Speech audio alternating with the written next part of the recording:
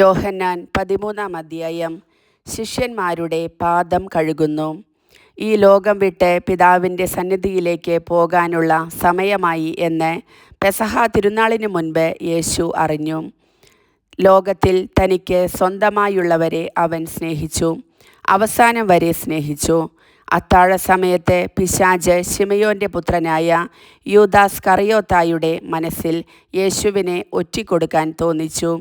പിതാവ് സകലതും തൻ്റെ കരങ്ങളിൽ ഏൽപ്പിച്ചിരിക്കുന്നെന്നും താൻ ദൈവത്തിൽ നിന്ന് വരികയും ദൈവത്തിങ്കലേക്ക് പോവുകയും ചെയ്യുന്നുവെന്നും യേശു അറിഞ്ഞു. അത്താഴത്തിനിടയിൽ അവൻ എഴുന്നേറ്റ് മേലങ്കി മാറ്റി ഒരു തൂവാലയെടുത്ത് അരയിൽ കെട്ടി. അനന്തരം ഒരു താലത്തിൽ വെള്ളമെടുത്ത് ശിഷ്യന്മാരുടെ പാദങ്ങൾ കഴുകാനും അരയിൽ ചുറ്റിയിരുന്ന തൂവാല കൊണ്ട് തുടയ്ക്കാനും തുടങ്ങി. അവൻ ശിമയോൻ പത്രോസിൻ്റെ അടുത്തെത്തി. പത്രോസ് അവനോട് ചോദിച്ചു, കർത്താവേ, നീ എൻ്റെ കാല് കഴുകുകയോ? യേശു പറഞ്ഞു, ഞാൻ ചെയ്യുന്നതെന്തെന്ന് ഇപ്പോൾ നീ അറിയുന്നില്ല, എന്നാൽ പിന്നീട് അറിയും. പത്രോസ് പറഞ്ഞു, നീ ഒരിക്കലും എൻ്റെ പാദം കഴുകരുത്. യേശു പറഞ്ഞു, ഞാൻ നിന്നെ കഴുകുന്നില്ലെങ്കിൽ നിനക്ക് എന്നോട് കൂടെ പങ്കില്ല. ശിമയോൻ പത്രോസ് പറഞ്ഞു, കർത്താവേ, എങ്കിൽ എൻ്റെ പാദങ്ങൾ മാത്രമല്ല കരങ്ങളും ശിരസ്സും കൂടി കഴുകണമേ. യേശു പ്രതിവചിച്ചു, കുളി കഴിഞ്ഞവൻ്റെ കാലുകൾ മാത്രമേ കഴുകേണ്ടതുള്ളൂ, അവൻ മുഴുവൻ ശുചിയായിരിക്കും. നിങ്ങളും ശുദ്ധിയുള്ളവരാണ്, എന്നാൽ എല്ലാവരുമല്ല. തന്നെ ഒറ്റിക്കൊടുക്കുന്നവൻ ആരാണെന്ന് അവൻ അറിഞ്ഞിരുന്നു. അതുകൊണ്ടാണ് നിങ്ങളിൽ എല്ലാവരും ശുദ്ധിയുള്ളവരല്ല എന്ന് അവൻ പറഞ്ഞത്.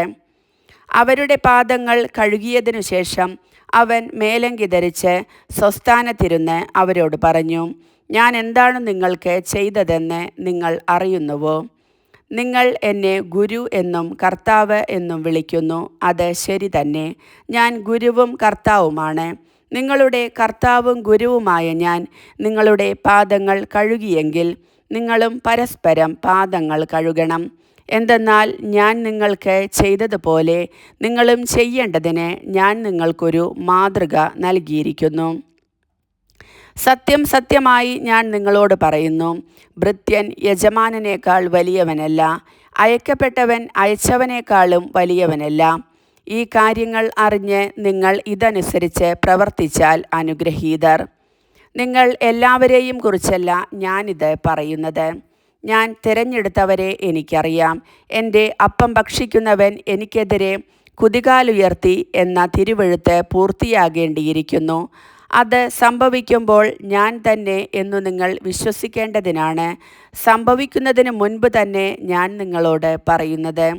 സത്യം സത്യമായി ഞാൻ നിങ്ങളോട് പറയുന്നു, ഞാൻ അയക്കുന്നവനെ സ്വീകരിക്കുന്നവൻ എന്നെയാണ് സ്വീകരിക്കുന്നത്, എന്നെ സ്വീകരിക്കുന്നവൻ എന്നെ അയച്ചവനെ സ്വീകരിക്കുന്നു.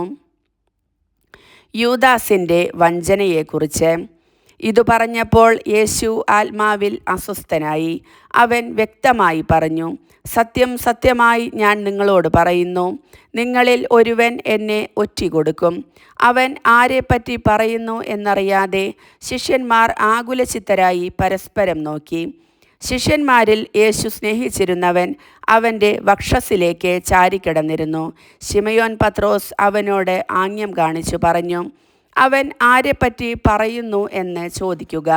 യേശുവിൻ്റെ വക്ഷസ്സിൽ ചേർന്നു കിടന്നുകൊണ്ട് അവൻ ചോദിച്ചു, കർത്താവേ, ആരാണത്? അവൻ പ്രതിവചിച്ചു, അപ്പക്കഷ്ണം മുക്കി ഞാൻ ആർക്കു കൊടുക്കുന്നുവോ അവൻ തന്നെ. അവൻ അപ്പക്കഷ്ണം മുക്കി ശിമയോൻ സ്കറിയോത്തായുടെ മകൻ യൂദാസിനു കൊടുത്തു. അപ്പക്കഷ്ണം സ്വീകരിച്ചതിനെ തുടർന്ന് സാത്താൻ അവനിൽ പ്രവേശിച്ചു. യേശു അവനോട് പറഞ്ഞു, നീ ചെയ്യാനിരിക്കുന്നത് വേഗം ചെയ്യുക. എന്നാൽ ഭക്ഷണത്തിനിരുന്നവരിൽ ആരും അവൻ ഇത് എന്തിനു പറഞ്ഞുവെന്ന് അറിഞ്ഞില്ല. പണസഞ്ചി യൂദാസിൻ്റെ പക്കലായിരുന്നതിനാൽ നമുക്ക് തിരുനാളിനാവശ്യമുള്ളത് വാങ്ങുക എന്നോ ദരിദ്രർക്ക് എന്തെങ്കിലും കൊടുക്കുക എന്നോ ആയിരിക്കാം യേശു അവനോട് ആവശ്യപ്പെട്ടതെന്ന് ചിലർ വിചാരിച്ചു. ആ അപ്പക്കഷ്ണം സ്വീകരിച്ച ഉടനെ അവൻ പുറത്തുപോയി. അപ്പോൾ രാത്രിയായിരുന്നു. പുതിയ പ്രമാണം. അവൻ പുറത്തുപോയി കഴിഞ്ഞപ്പോൾ യേശു പറഞ്ഞു, ഇപ്പോൾ മനുഷ്യപുത്രൻ മഹത്വപ്പെട്ടിരിക്കുന്നു, അവനിൽ ദൈവവും മഹത്വപ്പെട്ടിരിക്കുന്നു. ദൈവം അവനിൽ മഹത്വപ്പെട്ടുവെങ്കിൽ ദൈവം അവനെ തന്നിൽ മഹത്വപ്പെടുത്തും, ഉടൻ തന്നെ മഹത്വപ്പെടുത്തും. എൻ്റെ കുഞ്ഞുങ്ങളെ, ഇനി അല്പസമയം കൂടി ഞാൻ നിങ്ങളോട് കൂടെ ഉണ്ടായിരിക്കും. നിങ്ങൾ എന്നെ അന്വേഷിക്കും. എന്നാൽ ഞാൻ യഹൂദരോട് പറഞ്ഞതുപോലെ ഇപ്പോൾ നിങ്ങളോടും പറയുന്നു, ഞാൻ പോകുന്നിടത്തേക്ക് വരാൻ നിങ്ങൾക്ക് കഴിയുകയില്ല. ഞാൻ പുതിയൊരു കൽപ്പന നിങ്ങൾക്കു നൽകുന്നു, നിങ്ങൾ പരസ്പരം സ്നേഹിക്കുവിൻ. ഞാൻ നിങ്ങളെ സ്നേഹിച്ചതുപോലെ നിങ്ങളും പരസ്പരം സ്നേഹിക്കുവിൻ. നിങ്ങൾക്ക് പരസ്പരം സ്നേഹമുണ്ടെങ്കിൽ നിങ്ങൾ എൻ്റെ ശിഷ്യന്മാരാണെന്ന് അതുമൂലം എല്ലാവരും അറിയും. പത്രോസ് ഗുരുവിനെ നിഷേധിക്കും. ശിമയോൻ പത്രോസ് ചോദിച്ചു, കർത്താവേ, നീ എവിടേക്ക് പോകുന്നു? യേശു പ്രതിവചിച്ചു, ഞാൻ പോകുന്നിടത്തേക്ക് ഇപ്പോൾ എന്നെ അനുഗമിക്കാൻ നിനക്ക് കഴിയുകയില്ല, എന്നാൽ പിന്നീട് നീ അനുഗമിക്കും. പത്രോസ് പറഞ്ഞു, കർത്താവേ, ഇപ്പോൾ തന്നെ നിന്നെ അനുഗമിക്കാൻ എനിക്ക് കഴിയാത്തത് എന്തുകൊണ്ട്? നിനക്ക് വേണ്ടി എൻ്റെ ജീവൻ ഞാൻ ത്യജിക്കും. യേശു പ്രതിവചിച്ചു, നീ എനിക്ക് വേണ്ടി ജീവൻ ത്യജിക്കുമെന്നോ? സത്യം സത്യമായി ഞാൻ നിന്നോട് പറയുന്നു, നീ എന്നെ 3 പ്രാവശ്യം തള്ളിപ്പറയുന്നത് വരെ കോഴി കൂവുകയില്ല. കർത്താവിൻ്റെ വചനം.